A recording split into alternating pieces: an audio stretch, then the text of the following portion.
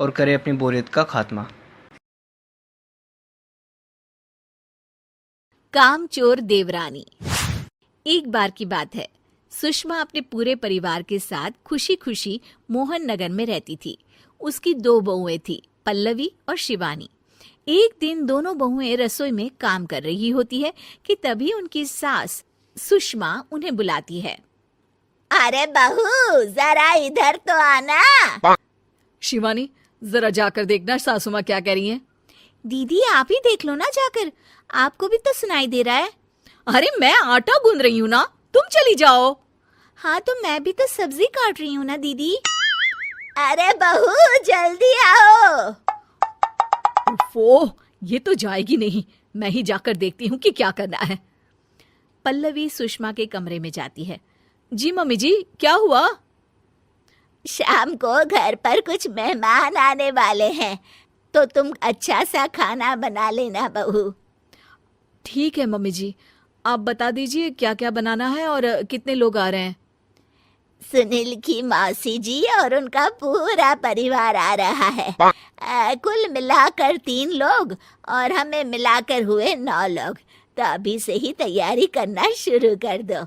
और हाँ, घर की सफाई भी कर देना, हाँ अच्छे से। जी मम्मी जी, सब काम हो जाएगा, आप चिंता मत कीजिए। पल्लवी शिवानी को घर में मेहमान आने वाले हैं इसके बारे में बताती है।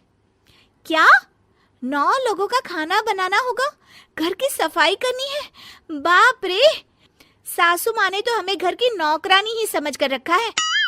ऐसा नहीं बोलते शिवानी, हम इस घर की बहू हैं और घर के काम करना हमारा फर्ज है। दीदी तो है ही सासू माँ की चमची, जब देखो सासू माँ सासू माँ। मैं तो इतना सारा काम नहीं करने वाली।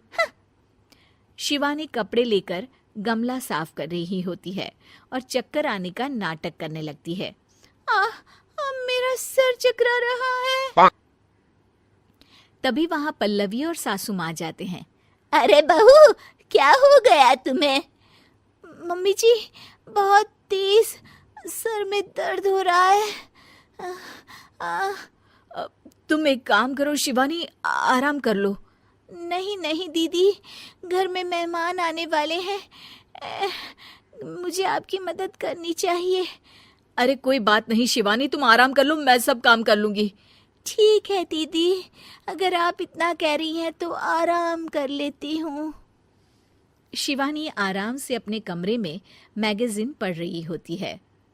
इसे कहते हैं आराम की जिंदगी। इतना सारा काम। चलो सारा काम खत्म हो गया, शिवानी को देख आती हूँ।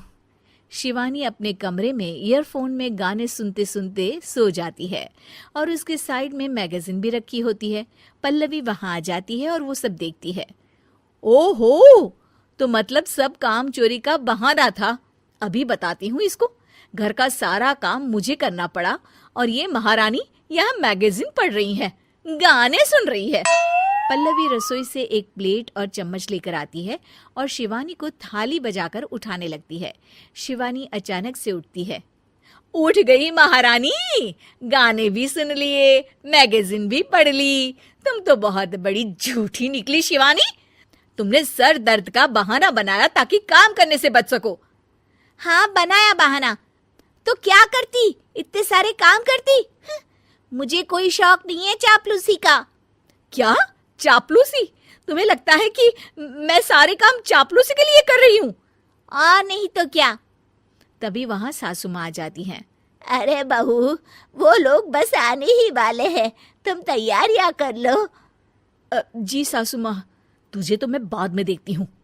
सब खाना खाने बैठते हैं और खाना शुरू करते हैं। तभी सुनील की मौसी बोलती है। वाह भाई वाह, खाना तो बहुत ही अच्छा बना है सुषमा जी, एक एक चीज में क्या स्वाद है। ये सुनकर शिवानी मुंह बना लेती है। उसे अपनी जेठानी की इतनी तारीफ रास नहीं आती। आपकी बहुएं तो बहुत ही अच्छा खाना बनाती हैं। हाँ बनाती तो दोनों ही अच्छा है, पर आज ना ये सारा खाना बड़ी बहू ने बनाया है। छोटी बहू की तबीयत ठीक नहीं थी, सो इसलिए। मानना पड़ेगा सुषमा जी, आपकी बड़ी बहू तो बहुत ही गुणवान है। पल्लवी की तारीफ सुनकर शिवानी को जलन होती है। पल्लवी ये सुनकर खुश हो जाती है और शिवानी की तरफ देखकर उसे चिढ़ाती है। कुछ देर बाद मेहमानों के जाने का वक्त हो जाता है।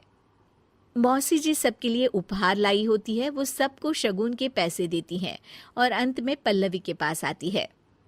तुम्हारे लिए शगुन का लिफाफा तो है ही, पर बहू तुम्हें एक और उपहार भी मिलेगा इतना अच्छा खाना बनाने के लिए। मौसी अपने सोने के कंगन निकालकर पल्लवी को पहना देती है। ये लो, ये मेरे मनपसंद कंगन है, अब से ये तुम्हारे हुए। धन्यवाद मौसी जी। ये देखकर शिवानी तो पूरी तरह से जल जाती है और गुस्से से रसोई में चली जाती है। तभी वहां पल्लवी आ जाती है और उसे अपने कंगन दिखाने लगती है। देवरानी जी, अब आपका सर दर्द ठीक तो है ना? मुझे लगता है कि अब सर दर्द शुरू हो गया होगा आपका।